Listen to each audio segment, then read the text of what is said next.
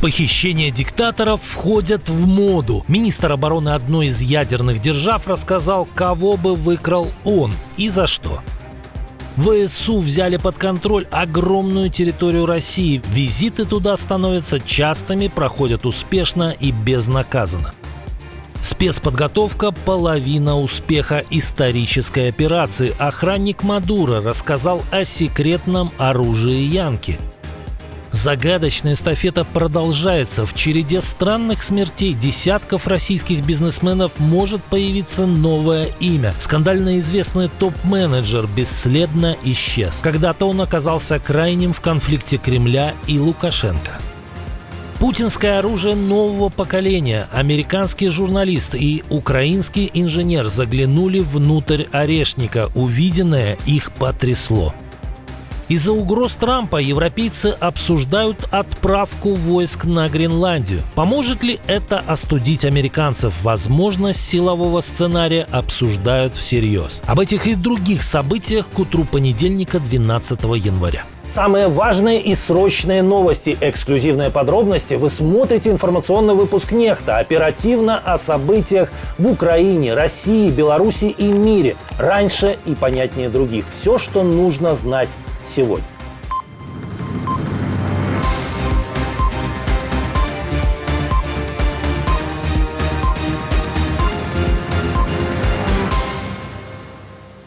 Накануне это обсуждали в Белом доме, теперь об этом говорит руководитель военного ведомства еще одной страны НАТО. Тема – возможность спецоперации по поимке руководителя России. Министр обороны Великобритании Джон Хилли во время своего визита в столицу Украины однозначно ответил на вопрос журналиста Kyiv Independent.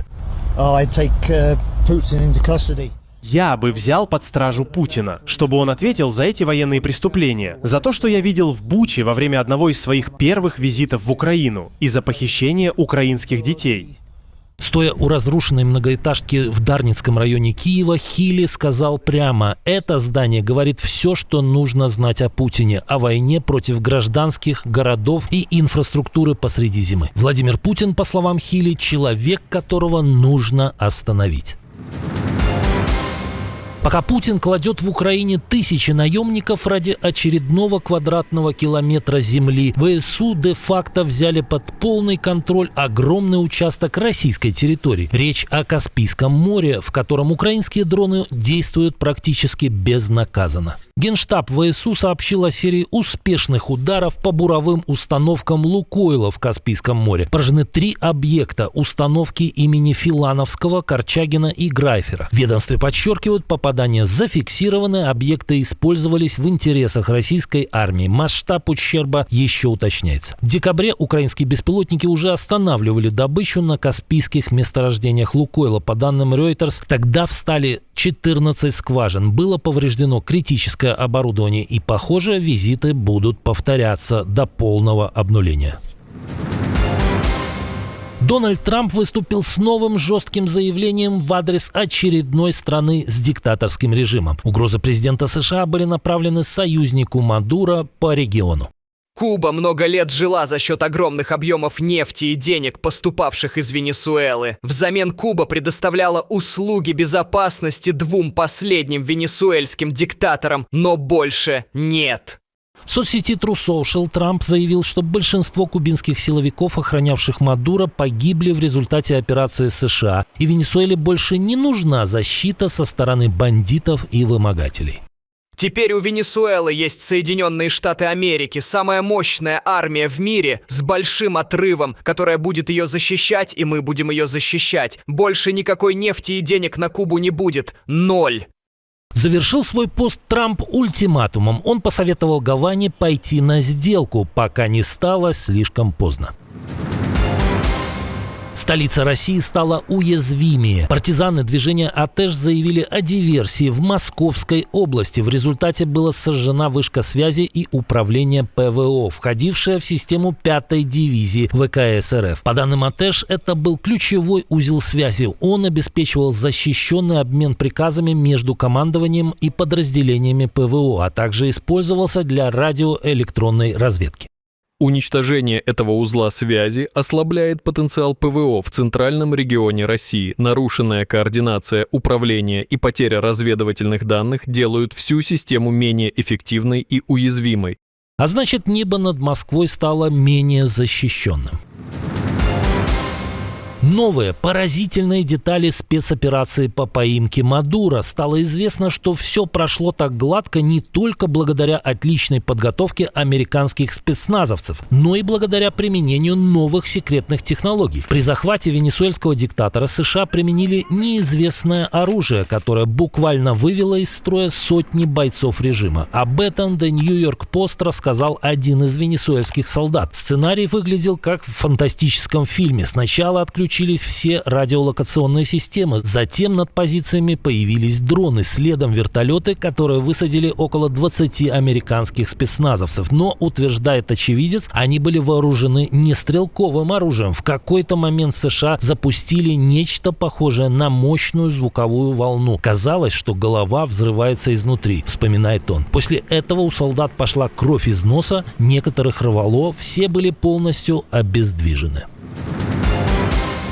Тем временем корреспондент другого американского медиа CNN заглянул внутрь останков хваленного путинского орешника. Украинские инженеры разобрали ракету, которой Россия ударила по Днепру еще в ноябре 2024 года. И что же нашли среди деталей новомодной вундервафли, которой Кремль пытается напугать мир? А там всякое старье, в том числе гироскоп и лампы времен Хрущева. Вот гироскоп с орешника. С орешник, да? Да, гироскоп. Еще Юра Гагарин с ним летал. Место оружия будущего – смесь старых советских деталей, элементов от булавы и компонентов, произведенных 9-10 лет назад. Это полностью перечеркивает рассказы Владимира Путина про сверхсовременную ракету нового поколения. Испытания прошли успешно. Цель пуска достигнута. Итог простой. Кремль опять блефует и продает мифы. А может, это Путина опять надули? Спаяли из всякого хлама, а миллиарды по карманам. Как вам такая версия?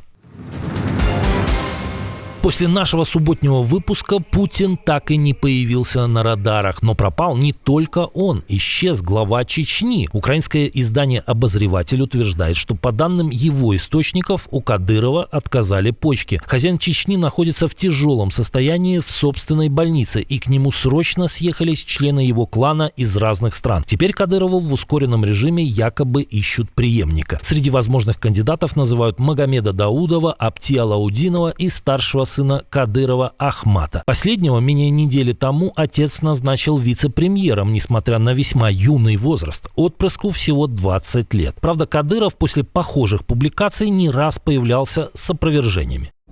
Сатанисты работают. Очередной вброс скинули, что вы в Москве в критическом состоянии. Как ваше здоровье, как настрой? Настрой боевой. Но с каждым разом выглядит верный пехотинец Путина все хуже и хуже, а недавно был вынужден появиться на публике, опираясь на посох. Похищение американским спецназом Мадуро из собственной кровати произвело мощное впечатление на его коллег-диктаторов. Еще один режим, как говорится, дал заднюю и демонстрирует готовность к сотрудничеству. Власти Никарагуа неожиданно объявили об освобождении политзаключенных. Об этом сообщает Associated Press. МВД страны заявило, что десятки людей выходят из тюрем и возвращаются к семьям. Кого именно отпустили и на каких условиях, не уточняется. Глава режима Даниэль Ортега – старый враг Америки. Многие наши зрители должны его помнить еще с 80-х годов, когда этот тогда еще молодой союзник СССР и коммунистической Кубы был постоянным героем советской хроники. Потом его отстранили от власти, но Ортега сумел вернуться и заняться любимым делом диктаторов – жесткими репрессиями. После подавления массовых протестов несколько лет назад его подручные сажали священников и журналистов, лишали гражданства, закрыли более 5000 общественных организаций, вынудили тысячи людей бежать из страны. Правозащитники говорят, нынешняя неожиданная амнистия – это реакция на страх перед США. На фоне публикаций о подготовке Белым домом плана вторжения на Гренландию европейские страны тоже обсуждают размещение войск на острове. Об этом пишет The Telegraph. Правда, речь идет не о создании контингента, который вступит в бой с американцами в случае агрессии. В Лондоне, Берлине и Париже говорят об идее усиления присутствия войск НАТО в Арктике. Такой шаг, по мнению союзников, может убедить Трампа отказаться от идеи аннексии. Речь идет о возможной миссии НАТО с солдатами, кораблями и авиацией для защиты от России и Китая. Ведь основной аргумент Трампа состоит в том, что Москва и Пекин могут захватить Гренландию, если США не сделают этого первыми. К угрозе силового сценария в европейских столицах относятся серьезно, ведь ставка не только целостность Дании и нерушимость международного права, но и единство НАТО. В Брюсселе уже обсуждают крайние сценарии – от санкций против американских компаний до ограничения военного присутствия США в Европе. Впереди переговоры госсекретаря Марко Рубио с Данией. Европа надеется, что он удержит Трампа от шага к пропасти.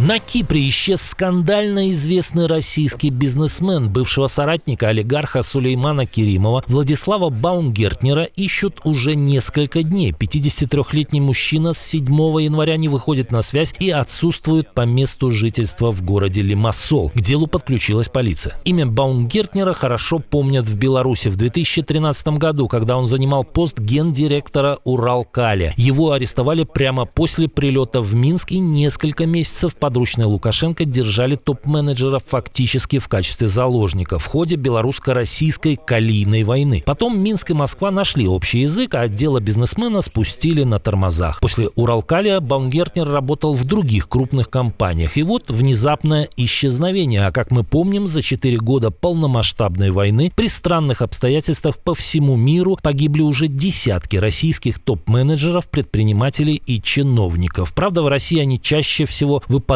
из окна, а вот исчезновение лидеров оппозиции, журналистов и бизнесменов – это уже стиль режима Лукашенко. Я уже наелся этих частников.